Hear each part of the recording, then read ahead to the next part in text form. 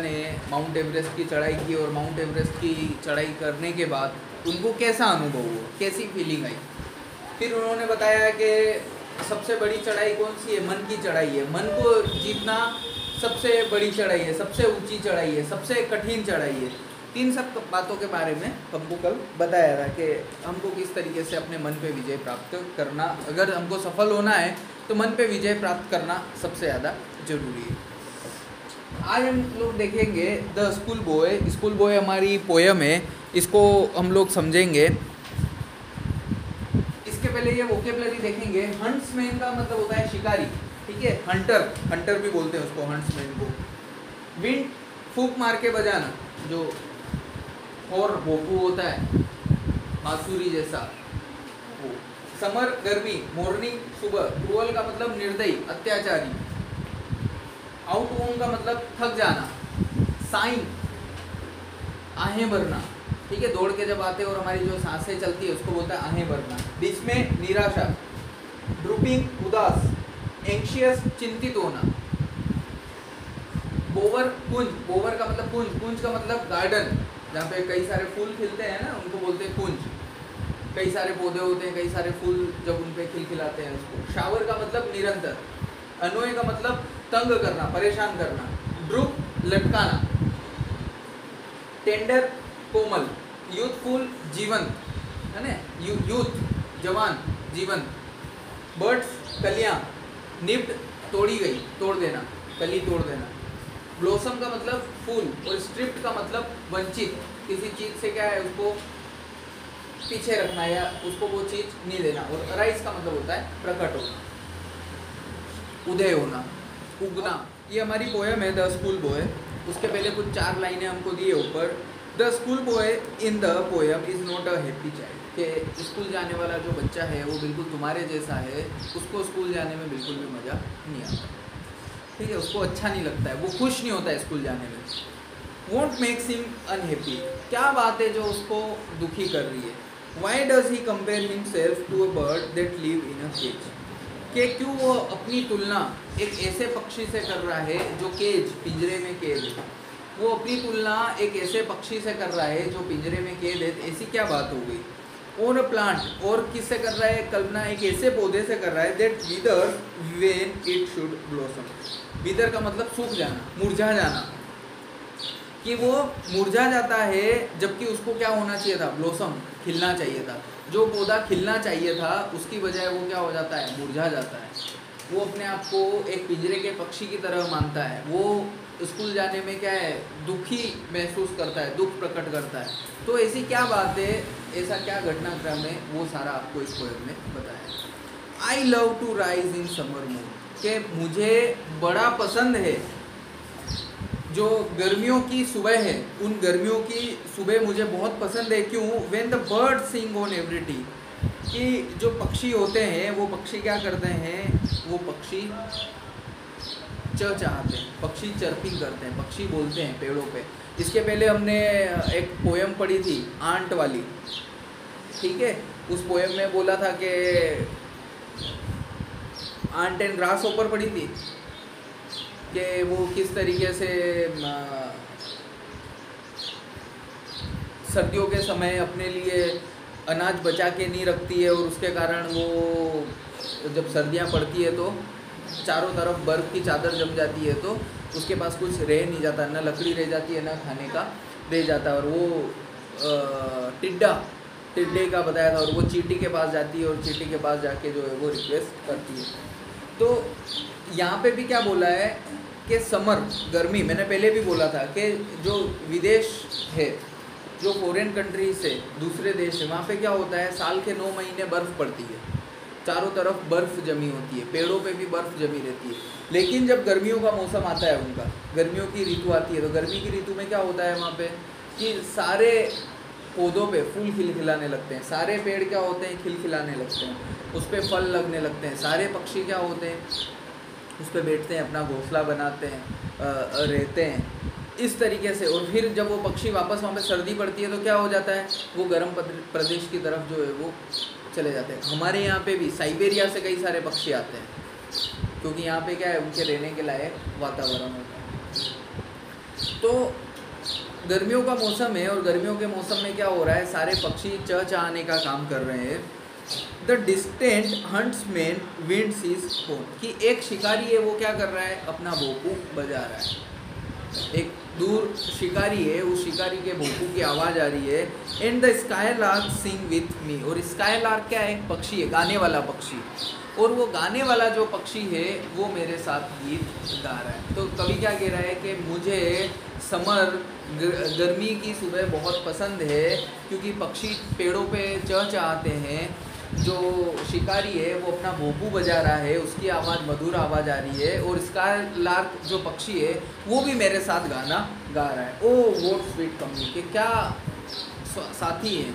इस गर्मी की सुबह में हम सब लोग क्या है, मिल के प्रकृति का बड़ा आनंद ले रहे हैं। अब दूसरे स्टेंजा में वो बता रहा है, but to go to school in summer mode, लेकिन गर्मियों की सुबह में स्कूल जाना, वो क्या कह रहा है, गर्मी की सुबह में मेरे को ये सब मज़ा आता है प्रकृति में, और घर वाले क्या कर देते हैं, स्कूल भेज देते हैं।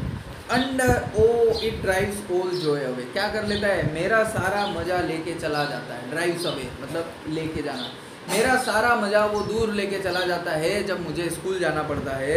Under a cruel I out one, की थकी हुई आँखों से, बिल्कुल इच्छा नहीं है, थका थका सा वो क्या होता है, कंधे में बस्ता टांग के ऐसे झुका हुआ सा, थका हुआ सा, थकी हुई आंखें लेके स्कूल की तरफ जाता है।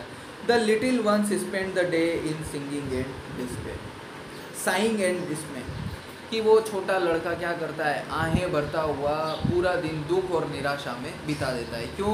क्योंकि उसको स्कूल जाना नहीं पसंद है। उसको क्या पसंद है, उसको स्काईलार्क पक्षी के साथ गाना पसंद है, उसको पक्षियों की चहचहाट पसंद है, उसको उस शिकारी की भोंपू की आवाज़ पसंद है। लेकिन जब उसको स्कूल जाना पड़ता है तो उसको क्या लगता है, बड़ा दुख लगता है, वो बड़ी बड़ी आहें भरता है, बड़ा थकावट महसूस करता है। Oh then at times I dropping sit, कि मैं वहाँ लटक के बैठ जाता हूँ। And spend many and anxious hour, और बड़ी चिंता में, बड़ी उदासी में कई सारे घंटे स्कूल में बैठ के बिता देता हूँ। Nor in my book can I take delight, nor sit in learning power, कि उस पुष्पकुंज में, मतलब उस विद्यालय में, उस स्कूल में बैठ के मुझे ना कुछ सीखने को में मज़ा आता है, ना उन किताबों से मुझे मज़ा आता है। मुझे तो वो स्काईलार्क के साथ गाने में मज़ा आता है, मुझे तो उन पक्षियों के साथ चहचहाने में मज़ा आता है। Worn through with the dreary shower, कि बार बार मेरे को क्या लगता है, बड़ा उबाऊ लगता है, बड़ा मेरे को नीरस लगता है, मेरे को बिल्कुल आनंद नहीं आता है। मैं इन सब एक्टिविटी में क्या करता हूँ, बोरिंग महसूस करता हूँ। वो लड़का क्या कह रहा है कि उसको बिल्कुल मज़ा नहीं आता है, बिल्कुल वो प्रसन्नचित नहीं होता है, बिल्कुल प्रफुल्लित नहीं होता है स्कूल में, उसको सीखना, किताबों में पढ़ना बिल्कुल भी अच्छा नहीं लगता है।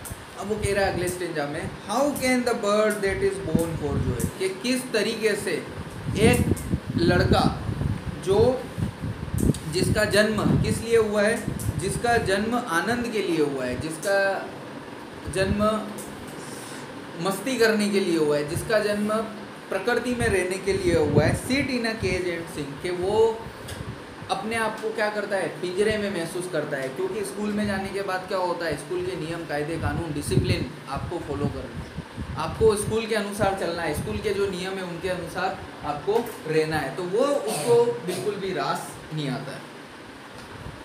How can a child when fears annoy, कि उसको जब डर बार बार परेशान करे, तंग करे, अनोए मतलब तंग करना, परेशान करना, but droops his tender wings and forget his youthful spring, के उसके जो पंख हैं, वो पंख क्या हैं, लटक गए। वो क्या करना चाहता है, प्रकृति का आनंद लेना चाहता है, अपने आप को उड़ाना चाहता है, प्रकृति में खो जाना चाहता है। लेकिन स्कूल जाने से और उस स्कूल के डर से, किताबों में रहने से उसका ये सब जो आनंद है, उसका ये सब जो प्रमोद है, इसका ये सब जो खुशी है, वो सारी खुशी क्या गई है, पंखों, वो अपने पंख फैला नहीं पा रहा है, और वो पंख सारे नीचे लटक गए, उसकी सारी खुशी जो है वो नीचे चली गई है। और जो स्प्रिंग है, मतलब जो बसंत है, जो खिलखिलाहट वाली है, जो नए पौधे लेके आती है, नए फूल लेके आती है, नए फल लेके आती है, नई खुशियाँ लेके आती है, उन सबको वो भूल के और अपने आप को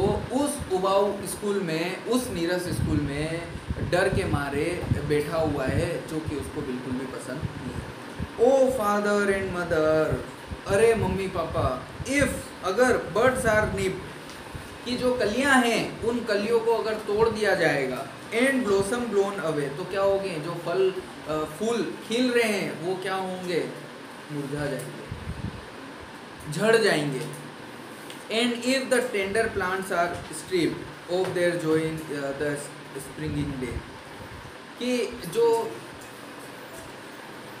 पौधे हैं उन पौधों को बसंत ऋतु में अगर खिलने से वंचित कर दिया जाएगा, उन पौधों को अगर बसंत ऋतु में खिलने से मना कर दिया जाएगा, वंचित रखा जाएगा, उनको जो है वो उनकी आज़ादी नहीं दी जाएगी, बाय सोरो एंड केयर्स डिसमे, तो वो क्या हो जाएंगे, सूख जाएंगे।